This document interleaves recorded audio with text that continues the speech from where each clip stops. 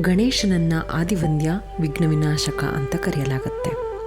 ಆರಂಭದಲ್ಲಿ ಗಣೇಶನನ್ನು ಆರಾಧಿಸಿ ಮುಂದಿನ ಕಾರ್ಯವನ್ನು ಮಾಡಿದರೆ ಯಾವುದೇ ವಿಘ್ನ ಬರೋದಿಲ್ಲ ಅನ್ನೋದು ನಂಬಿಕೆ. ಗಣೇಶ ಪುರಾಣದಲ್ಲಿ ಬ್ರಹ್ಮ, ವಿಷ್ಣು ಮತ್ತು ಎಲ್ಲ ಗಣಗಳಿಗೂ ಗಣನಾಯಕನೇ ಅಧಿಪತಿ.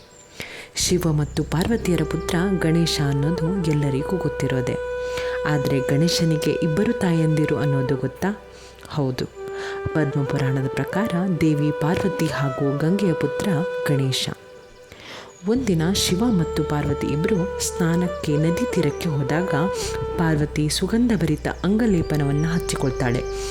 ಅದು ಭೂಮಿಯ ಮೇಲೆ ಬಿದ್ದಾಗ ಅದನ್ನೆಲ್ಲ ಒಂದು ರಾಶಿ ಮಾಡಿ ಆನೆಯ ಮುಖ ಇರುವಂತಹ ಒಂದು ಪುರುಷ ಮೂರ್ತಿಯನ್ನು ಮಾಡ್ತಾಳೆ. ಅದನ್ನು ನೀರಿಗೆ ಬಿಟ್ಟಾಗ ಗಂಗೆ ಅದಕ್ಕೆ ಜೀವವನ್ನು ತುಂಬುತ್ತಾಳೆ. ಗಣೇಶನಿಗೆ ಇಬ್ಬರು ತಾಯಂದಿರು ಅನ್ನೋದು ಪದ್ಮಪುರಾಣದಲ್ಲಿ ಉಲ್ಲೇಖ ಇದೆ. ಒಂದೊಂದು ಪುರಾಣಗಳಲ್ಲಿ ಒಂದೊಂದು ರೀತಿಯಲ್ಲಿ ಗಣೇಶನ ಜನನದ ಬಗ್ಗೆ ಹೇಳಲಾಗಿದೆ.